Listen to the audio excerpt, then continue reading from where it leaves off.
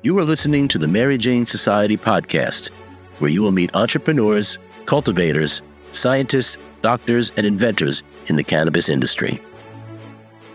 I'm your host, Pam Schmiel, marketer and publicist in the cannabis industry.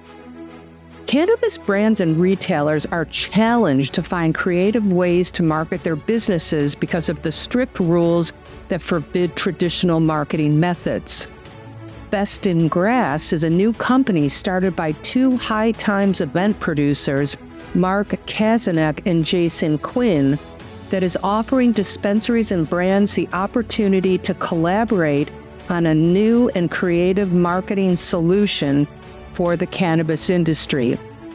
Best in Grass is a state-by-state product competition that involves product sampling kits, consumer judging contests, and an awards ceremony. It's a way to get locals excited about cannabis brands and an opportunity for dispensaries to drive traffic to their stores through its engaging consumer experience. Let's welcome Mark Kazinec. Both come from High Times experience in events for a long time. So yeah, if you could just give us a little background of how you guys split off and started your own thing, that'd be great. Yeah, absolutely. I'll start full from scratch, and you can tell me if I'm talking too much. Okay. But yeah, first name's Mark, last name's Kazinec. A lot of people call me Kaz in this industry. I've been in it for about 7 years now. And before cannabis, I was actually working in the talent agency world here in Los Angeles. So representing musicians and booking them on tour, representing stand-up comedians and booking them on tour. And then we at the agency signed High Times magazine as one of our clients to help with their festival bookings, other ideas to bring, the cannabis industry into the talent industry and just mix and mingle with those. I got close with the team at High Times, and then they poached me and brought me over. They gave me an offer to get me off, the assistant life at the talent agency, which is grueling, although exciting. Yeah. But so I went over to High Times. I was there starting in 2018 as a lowly, production assistant running around festivals, doing whatever is needed and doing things like getting people coffee to booking petting zoos for our events. Interesting stuff.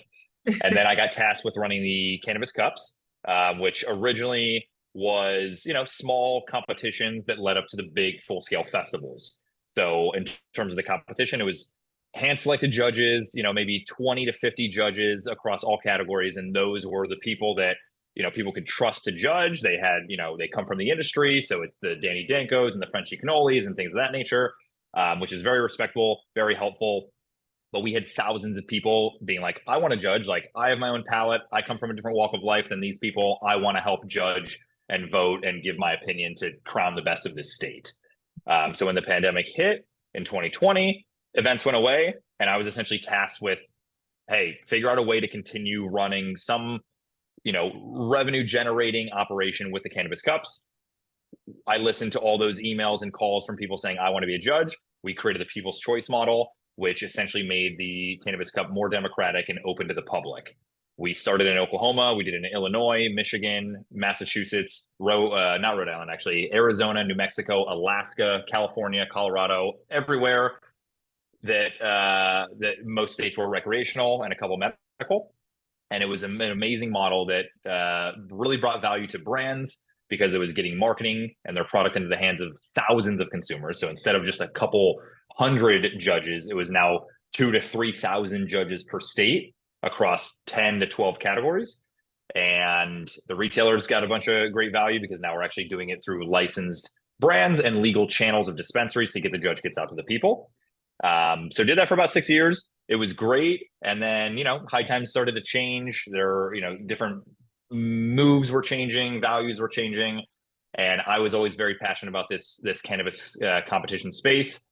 So when we started seeing things going in a different direction, me and my counterpart decided to leave. We had a lot of people reaching out to us saying, hey, like, you guys were like almost the face of the competitions. We like you. You're the ones that have been, busting your butts, working in each state for 2 weeks out of every month, living your lives in Marriott hotels and doing this whole process. So like, what are you guys doing now? Can we hire you? Are you going to do competitions on your own? Like, what is the scenario? And we're like, you know what? Like, people actually like this. And maybe it wasn't the big red logo. Maybe it was us that was making these things run. So it was very flattering. We talked to a lot of different partners and we said, let's do this on our own. So we started Best in Grass. We are continuing to operate what we feel are the most honest, transparent, consumer-driven competitions across the states, where licensed brands can submit products to us free of charge. We're not here for their money. We know that it costs them money to create the product. So we want to take in that product and put it to good use by building these judge kits, which look like these beautiful Mylar bags. I don't know if my screen's going to allow it to show. There you go. Yeah. But this is a judge kit. So we package up all the indica flower into this kit, or all the sativa flower. So it's all separated by category.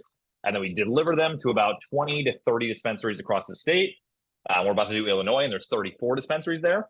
And then those dispensaries will take in those judge kits and then sell them to consumers at a really good deal. So we always want to make a nice, enticing price to where if Pam loves indica flower and you want to get a judge kit, you're going to be like, wow, this is a great price for a bunch of different products. It's not, an ounce of the same strain. It is an ounce or whatever we get. Sometimes we get 28 different entries. Sometimes we get 15 entries. All depends on the state and how many people enter.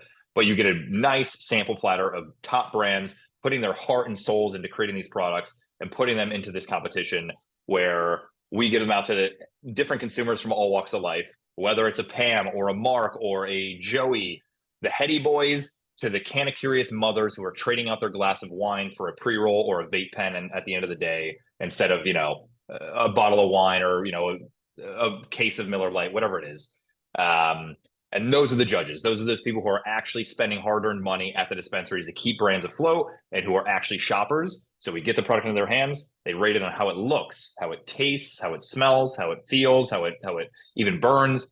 Terpene profile questions, where we're trying to educate people on what that really means. Mood and effect-based questions, and then a full open format comment section where we want people to be novelists in their comments, tell us everything about their experience. We take that data, we share that with the brand so they can see what people are saying about them. And then we take the data and tally up the winners and host a beautiful cocktail attire award show where we bring the community together. All cultivators, processors, and retailers will get free tickets. So they're joining us for free. We'll, sell a little bit of tickets to any outside general consumers. And then, hand out the trophies and celebrate the best of the best in Best in Grass for that state. So I see it as a great marketing avenue vehicle for brands, obviously. What way to spend their marketing dollars, right? Getting products, I feel like samples is a great way to market in this industry, especially, because of all the restrictions on marketing, but also for the Canna Curious just to try many different reasons. If I was a brand, yes, this is a great vehicle, I think, to get your message out there. How do you get people who have bought these packages, how do you get them to actually follow through and rate the brands, and how do they do it? Do they have to go onto your website, a specific portal? And what motivates them to do it, since they've bought it and they have their product and they've tried it? How do you keep that going? I love that question. And hopefully I have a great answer. So every judge kit comes with one of these cards. It is a judging access card specific to the category and specific to that actual kit, this is something new at Best in Grass that we do that I don't think any other competition has ever done, where there is a unique identifying code for every single individual kit. So if Pam, you scan this QR code and you try to share this with your other friend, they're not going to be able to judge the same kit.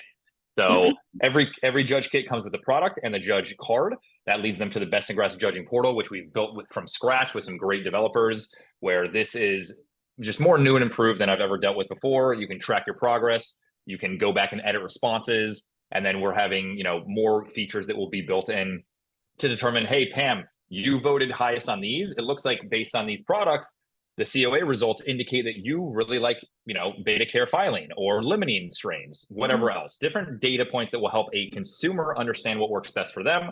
And then also it's just helpful in terms of the judging process.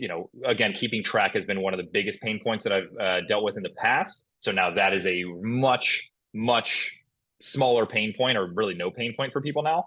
How they're incentivized. So when they buy a judge kit and they fully judge, if they fully judge 100% of their kit, they are incentivized with a credit to go back to that store that they purchased their kit from to redeem that credit to their shop. It's typically going to be like 10%. So if they buy a kit for $100, they get $10 off their next purchase at the dispensary. So it's incentivizing the judge to fully complete their judging with real, money. And then it's helpful for the retailers because they're like, great, this person came in, they bought a judge kit. How do I get them back? A, they're gathering their data as long as the consumer approves. And B, we're saying, great, thanks for judging everything in your kit, Pam. Go back to this store and redeem your $10 credit there. They'll be ready to receive you and give you that dollar amount off your purchase.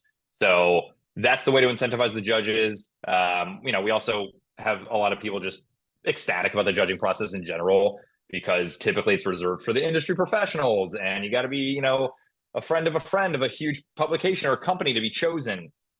No applications, no registration or anything needed. It is first come, first serve. And that's why we've typically seen lines of people waiting outside of the dispensaries, because especially if they're a flower connoisseur or a concentrate head, they know that those will go very quickly because it's just limited supply across the state. So yeah, it's been a cool journey to see different walks of life coming in and judging, but we are always trying to improve the judging process and making sure that judges are 100% completing their stuff and their judging process, because as a brand, we don't want to take in all your product and then only have half of it get judged. And that's important to us. And we strive to make sure that judges feel incentivized. And then they're also getting free tickets to the award show if they fully judge. So it's a credit to the store. It is a invite into the award show. And then for first place winners, we always go through judge comments and say, all right, first place winner for Indica Flower was X brand. Here's what Pam said. Here's what Mark said about your product. And we shout that out on stage. And we just did it in Michigan, and people came up to us after and were like, oh my God, like I didn't know my comment would be read on stage. Like that was so great. My girlfriend was, knew it was me. It was awesome. So it's really cool to see people just feel recognized for the comments, that they're making for these products. Right. So about what percentage are people following all the way through, would you say? Like 80%, 90%? I mean, listen, I still think it's a benefit to the brands to get their product and consumers, into the hands of consumers. I think that's a huge benefit right there. I can't tell you how many times I've gone to different events, been given products, and now I know that product, I like that product, I recommend it. It really, really works. But anyway, what percentage? Because of course you want your whole system to work for you. So about where is that percentage right now? So it ranges by state and it ranges by category. We're certainly seeing a lot of flower and concentrate people who are, those are some of the more high value consumers. They've been consuming cannabis for a while and they are ready to judge. So we have a higher percentages for flower and concentrates. Edibles, we have seemed to get a little bit less. And I think that's just the nature of the product type, because you take an edible and you're not always judging it right away. You're waiting half an hour or an hour to figure out how you're feeling. And then you go in, and by that time you are potentially very, high at that point.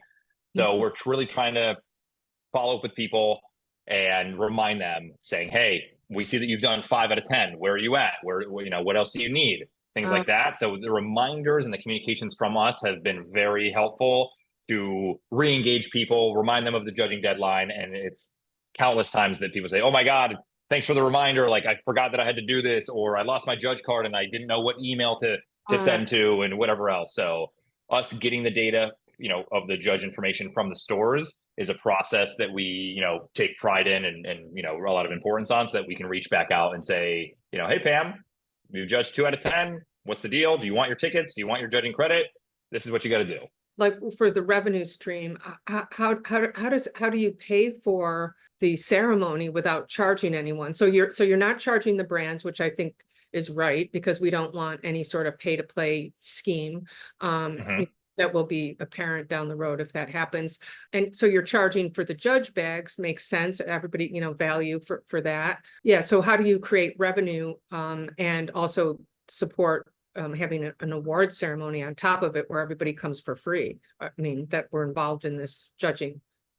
It is tough. The margins are not huge, but it's essentially through, our retailer partners. We're driving revenue for them through the kit sales, and we are charging them essentially like marketing and packaging fees for the bags and the backpacks. So we have a lot of these judge collectors kits, which are these Revelry smell-proof, water-resistant backpacks.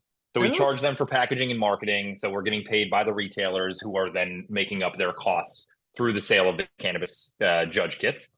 And then any sponsorships that we can sell through for the event, booth spaces, product or brand features on our screen, our award show, things of that nature. So, right now we're taking it slow. We want to at least introduce ourselves as, hey, this isn't a big money grab. There's 100% no pay to play. We don't care who is entering 20 entries versus 2. We don't care who's a big sponsor versus a small sponsor. I've personally had people in the past try coming to me with a duffel bag full of cash to try to bribe me for a trophy. And I've been like, I don't know if this has ever worked for you in the past or why you think that you can approach us like this, but this is not how you do it. Put your best foot forward, spread your chips across all the categories and get your best product in here. And that's how you win. We will only allow the judge scores that go into the portal to be the ones that determine that. And we will even look through that portal to see if there's any funny business, if there's any weird outlier data, if there's any potential companies trying to vote favorably or unfavorably for either themselves or their competitors, respectively. So we have a much better data team than I've had in the past. And yeah, it's essentially just, trying to make sure that people will, pay for the kits so the retailers are happy and the retailers will pay our invoices for the marketing and packaging. Right. So basically the retailers are making money on the kits because the brands are donating their products. Is that right? That's correct. Okay. So they're paying you, the consumer pays them. So, okay. I just curious how that's all working. Yeah. The cycle. Yeah. So it's like one brand says, hey, I'm cash poor, I'm product rich, I have a bunch of product. I want to get this product into the hands of new retail buyers and new consumers, because obviously having a consumer sample your product is going to 10x the opportunity for them to say, I never heard of this brand before, I like it, I'm going to seek this out in my local dispensary. Or I've seen this brand before, but it's always been a little out of my price point. But now that it's in the Best in Grass Judge Kit, I can afford it. And now I'm tasting it and realizing why this product is perhaps worth $10 to $20 more a gram or a half gram, whatever it is. So that consumer trial is extremely important for these brands. Getting their product out to the entire state is important to the brands, and then getting real data, honest feedback, whether it's wonderfully positive or brutally negative. They got to be ready for it all, and they will learn from it. And some people have been like, I have never received more honest feedback before, because, they go to dispensaries and they're like, hey, budtenders, you want to try my product? They're like, of course. Oh, I loved it. Great. People just sugarcoat things. Yeah. It's hard to get honest feedback from people because you're typically sharing it with somebody that face to face. The portal makes it anonymous and you get real feedback. So yeah, brands are excited to submit. We create these sample platters and judge kits, which are, valuable, and we sell them via the dispensaries at a much more discounted price than market value.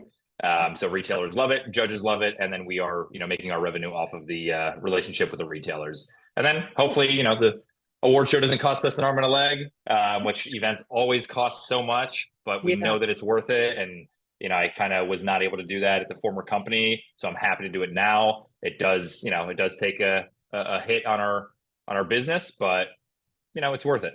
Yeah, and things might evolve differently, obviously, as you go and, see what works and how things can change and whatever. And I didn't even think of it as a marketing tool for dispensaries, just as far as a whole event and, a different type of event to do at the dispensaries, because everybody's trying to come up with creative ways. I think it's great because it's you promote, they promote, brands promote. It's just a great eco cycle of marketing for all the different brands. So when a consumer can go in and buy the judge kits, are they able to choose, or are there just different kits that, consume, because what if somebody really just wants gummies, like you said, just flower dabs, or, want to try some nice live resin products, or, that kind of thing. How does that work?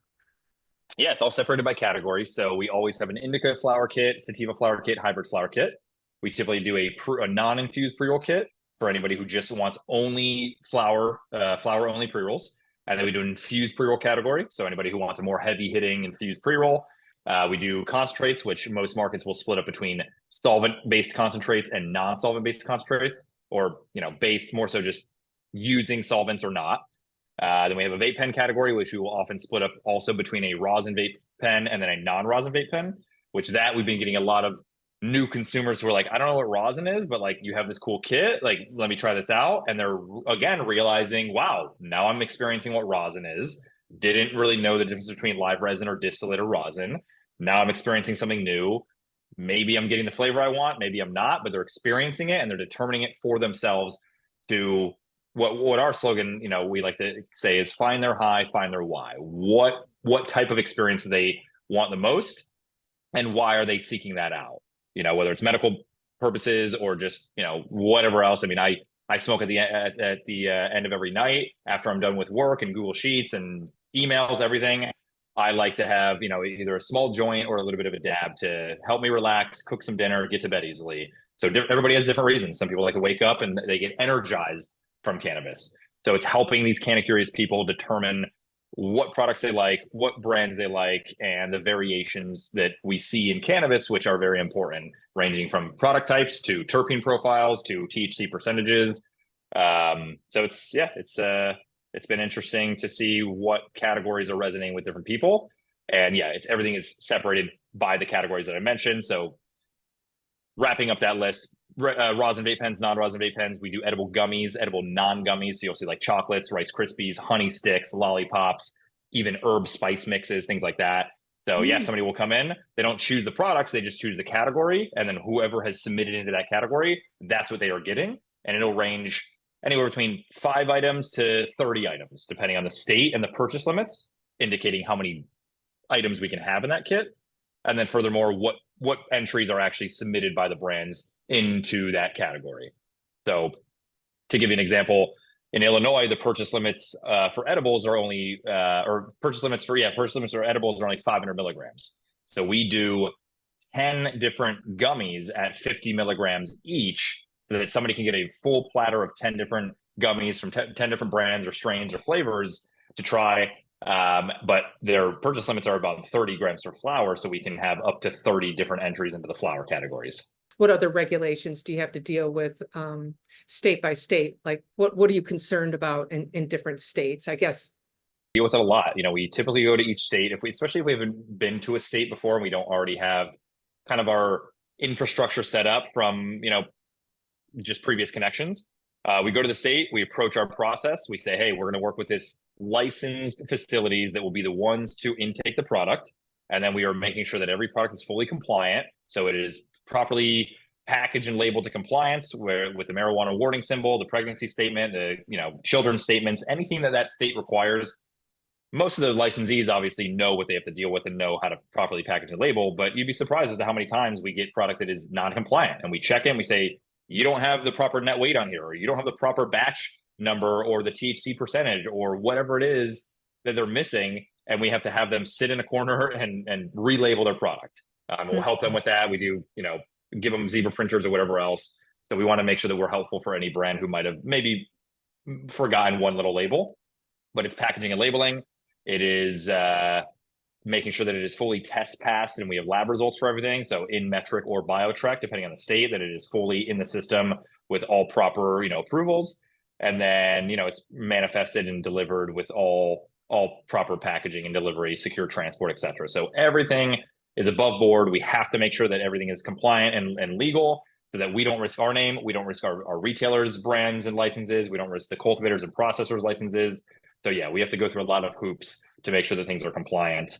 And then again, that the purchase limits are adhered to as well, especially when it comes to like infused pre-rolls. Some states say, oh, a 1 gram flour and 0.5 gram concentrate pre-roll, that's just considered 1.5 grams of flour, easy. But some say, nope, this is now considered a infused compound concentrate, and this whole thing is considered a concentrate. So now we have to be more careful about how many infused pre-rolls we put into that kit to ensure that we're under the purchase limits for concentrates in that state.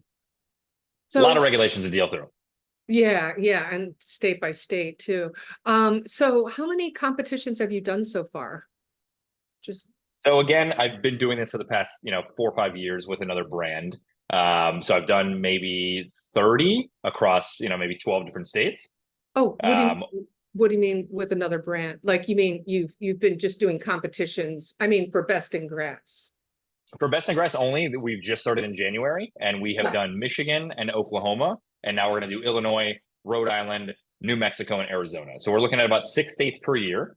And then as we expand, I'm hoping to be able to have a wonderful team network where I can have some people focusing on the East Coast, some people on the Midwest, some on the West Coast, things like that, and be able to do more competitions, because we certainly have demand from states who are saying, we love this model, come to our state, but we have such a small team, big dreams, but we can't overextend ourselves and try to do 20 states a year until we have more people. So yeah, we'll probably do about 5 to 6 states per year. A program like yours is so important to, helping to normalize cannabis just in mainstream, and to educate, like you were saying earlier, about, what is rosin and all the different extractions types and things like that, that just normal, regular people just really don't even know about yet. Have you seen any category that people gravitate towards more? And do you see a certain demographic that's gravitating towards wanting to participate in the judge kits?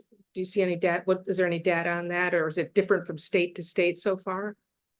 Yeah, everything's very much state to state. I mean, look, flower will always rule all. Everybody loves flower. That's the bread and butter of the industry. So those categories are often, highly sought after for the brands to enter into, because they want to say, yes, my flower is the best in the state. And that is a very prideful moment for them to win that award. And then the consumers love it because, everybody just loves flower and the beautiful nugs that they get to see from all these different brands. So flower always reigns supreme. Interestingly, in Michigan, moon rocks or infused flower is a very prominent category. Not really prominent in many other states, but people love their moon rocks. There's a lot of brands that make it, which enables us to create a category for that, when in most other states, there's maybe a small handful of brands doing that. So we're like, this isn't really worth doing a full competition for this category and just handing out participation awards for the 2 brands that submitted.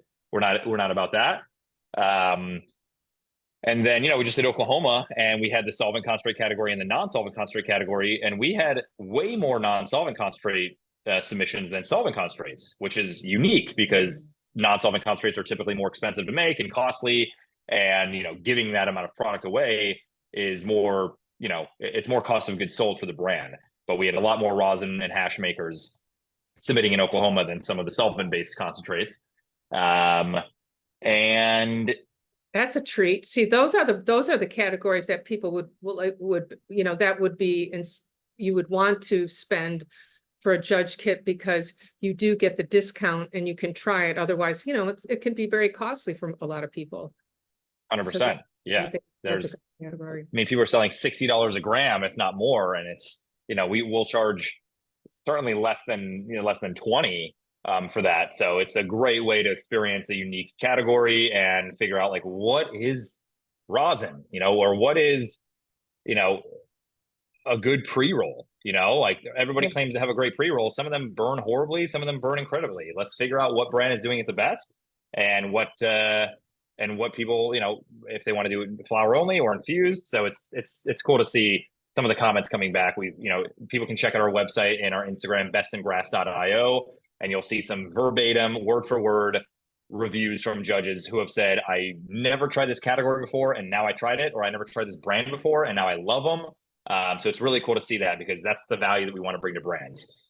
Having somebody who's never heard of your brand before finally experiencing it, or they've heard of your brand and they've always been like, this is an aspirational brand, I can't afford it, it's on the top shelf, but I finally experienced it in Best in Grass, and now I'm more apt to spending on that because I understand why it's worth that amount.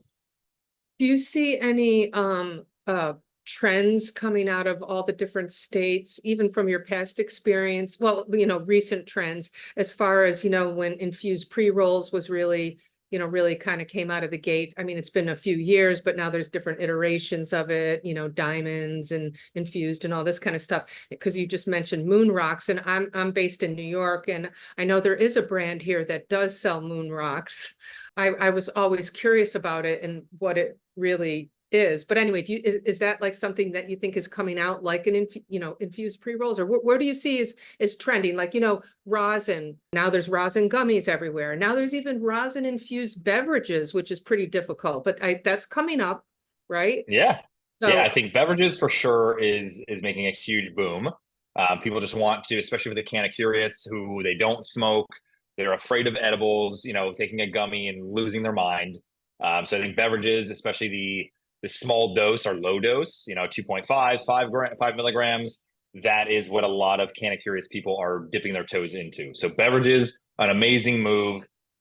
We see a ton of those in Massachusetts, Illinois, a lot on the East Coast, and California as well. And then, yeah, rosin in all things, rosin gummies, rosin beverages, so on and so forth. Just rosin making a comeback because people are dialing those processes in and learning how to make it for less cost. So there's more people who are able to make that. And then, it's more approachable and easier to purchase for the consumers. So beverages, big. Anything rosin related.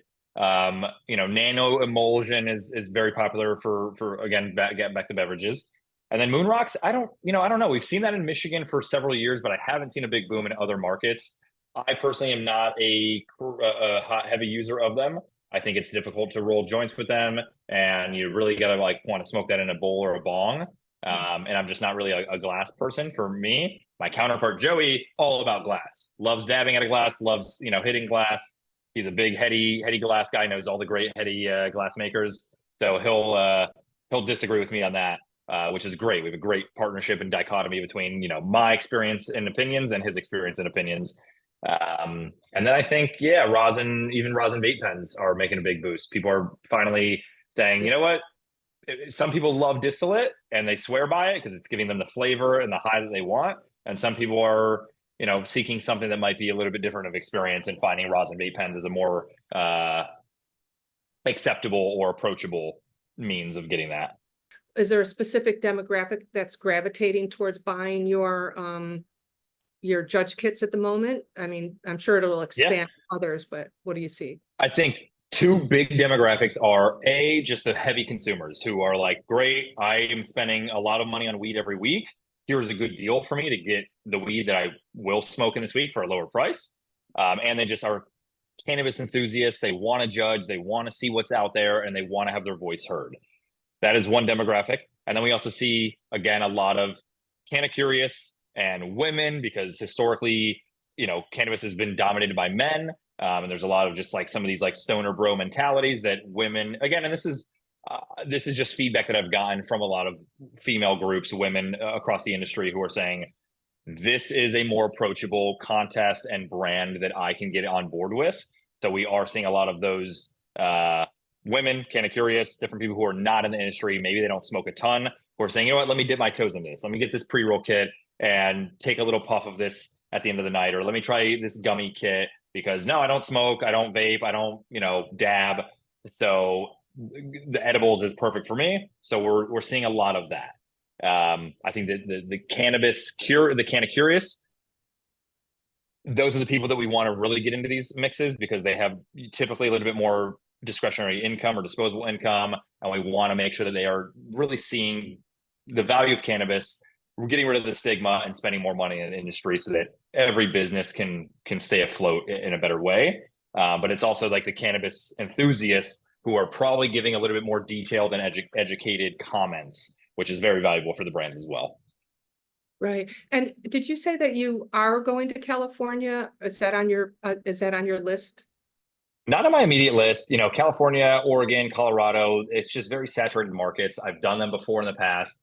Not a huge priority for us. We want to go to the states that are new, excited about these types of things, and brands are like, yes, I finally got my license. I've worked for this for the next, for the past couple of years. Let's bring a good, third-party, non-biased competition, because there are competitions in a lot of states where it's locally ran, and sometimes that's great, but sometimes, brands say, look, these guys are based in this city and they are friends with all the brands. So of course this brand won because the guy who organizes it is next door neighbors with this brand or whatever else. We are a nationwide company where we don't care who our friends are or who our sponsors are. We're third party, non-biased, and we're coming to each state with a clear view and approachable and acceptable to everybody in that state. So I think, it's the states that are a little bit newer and more excited about these things that we want to hit first. Rhode Island, New Mexico, Arizona. We're about to do Illinois. We're going to go back to Massachusetts. We're working on Missouri, Montana, Ohio, which is near and dear to my heart because I used to live in Ohio for a while. New York. So working with different processors in New York as well to finalize some timelines. And we'll continue the tour across the states. When are you coming to New York? Hopefully first half of next year. So we're talking to a bunch of different processing facilities. First piece of the puzzle is finding an intake partner. So that is a licensed processing facility or distribution facility that can legally and compliantly intake or receive any type of product, whether it's cultivated, processed, manufactured, whatever else.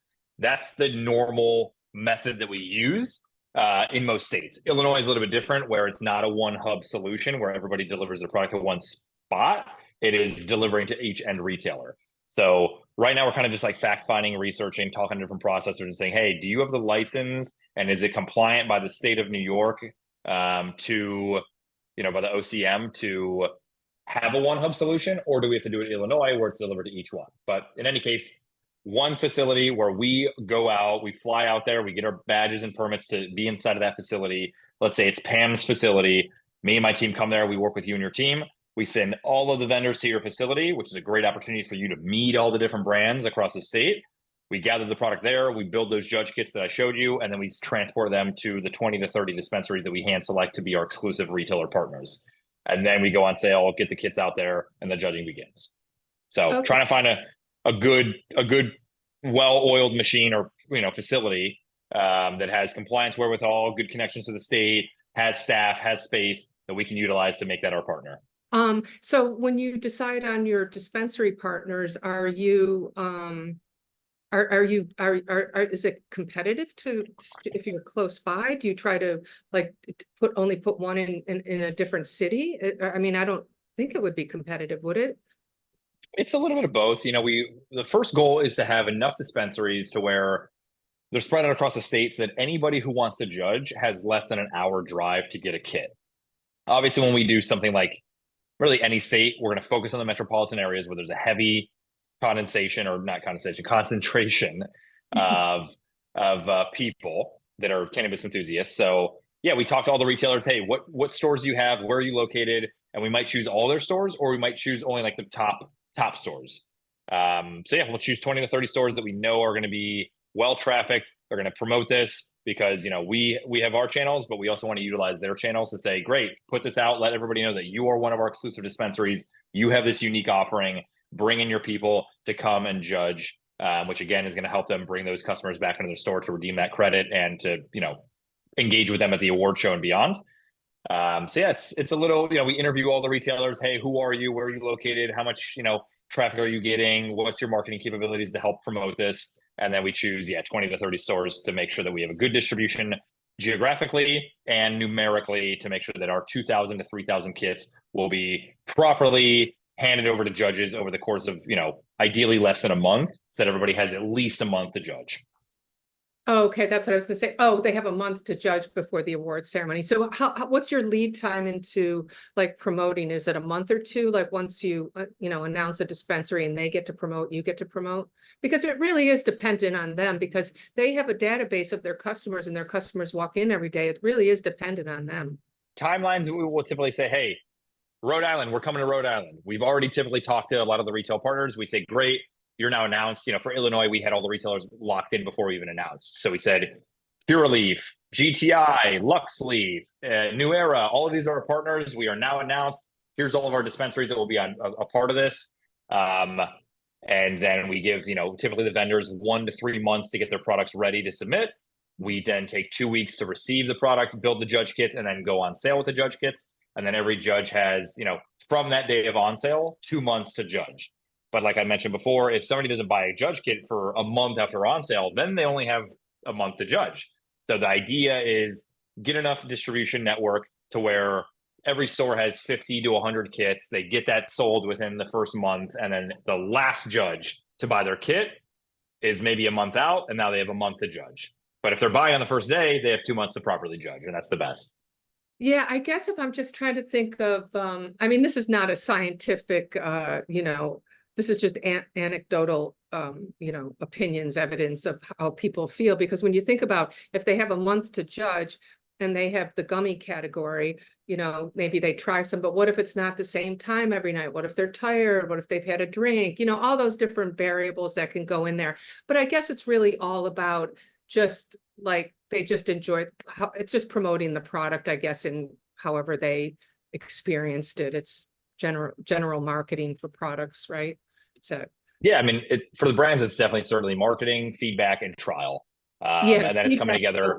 Okay. Yeah, I didn't it's like coming the together at the texture of the gummies, that kind of stuff. The flavor, the yeah, texture, yeah. exactly. It made me too sleepy and I zonked out, couldn't enjoy it, or it actually energized me and I was able to be quasi-functional and get emails out. Whatever else they want to give, we want to get as much comments as possible. But yeah, no, we're never going to be able to try to overpromise and deliver and say, oh, 100% of judges are going to fully judge, or every judge is going to judge their product at the same time with the same stomach or the Yeah. same frequencies of life. Everybody's going to be different. They're all going to judge at their own pace. Some people might try to do 3 strains in one night and then break for 3 days and then do another 3 strains. But we typically like to recommend in the portal, hey, take it slow, do 1 item per day. You have a solid 2 months to judge, or here's the deadline. So based on the time that you buy the kit is determined about how much time you have to fully judge. But take it slow, be intentional, and give real detailed comments about it, because that is what is important for the brands to read.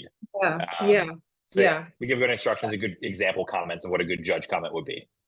Yeah. Okay. So I guess winding down, what are the big challenges that you face that you need to Big iron out? challenges is just building out the company. We're new entrepreneurs and founders. Yes, we have the experience of running these things, but we're building out our company. We are building trust amongst clients.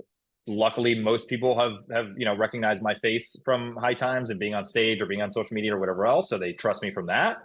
But we're reaching out to new brands, and there's new licensees and brands popping up every day that say, oh, who are these guys and what's the competition? And a lot of competitions have scarred people, because either they've had rumors of pay to play and sponsorship, preferences, or it's just a bunch of homies judging homies in a house, and it's unorganized, and it's not really a good sample population of judges.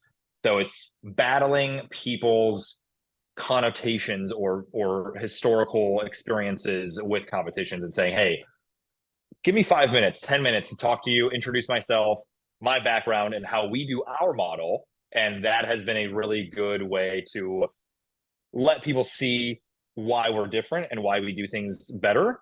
But everybody's busy, and just getting people on the phone can be a challenge. And again, we're a small team. So it's me, really one of the only people on the phone to get these cultivators, processors, and retailers on board. So I am very much on email and phone all day, every day. And it can be a challenge to just get a handle on every single person for every single state. And then marketing, we don't have a huge engine behind us. We're still building out our social media channels and our databases and how much money we can spend on, billboards or programmatic ads and whatnot. So, a lot of it is, again, me being on the phone and just being like, hey, this is who we are. Trying to put our face and name on the phone, on email, and on Instagram, where it's, a little bit more free channels to promote our brand and what we have going on. So those are the challenges for now. But I think, as we build and gain confidence from all clients around the board and build up, hopefully a successful and profitable business, we can spend more to bring more value to the brands and make a better event out of our award shows. That's a great way to end it. And I just have to say, I think it's a great new marketing model for dispensaries, for retail, and for brands, since we are all looking for new innovative ways to do that. And I think it's Best in Grass seems like a really good opportunity.